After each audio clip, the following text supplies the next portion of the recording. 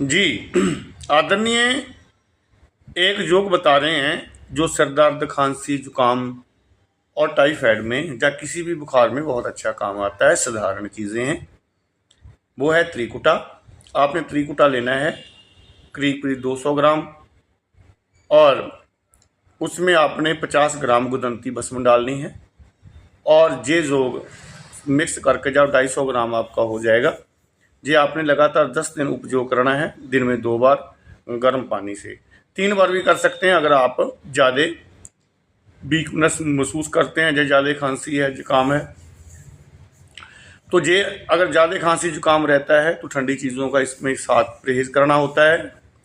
सेमियाँ गुड़ वाली, उसमें मुनक्का छुहारा डालकर आप यूज़ कर सकते हैं, तो आपको 24 घंटे के बीच बीच में खांसी, जुकाम और नज़ला, सिर दर्द और टाइफाइड बुखार में आराम मिल जाएगा। जी बहुत अच्छा योग है, आप करके देखें। साधारण है, पंसारी से ये सामान आपको मिल जाएगा। धन्यवाद।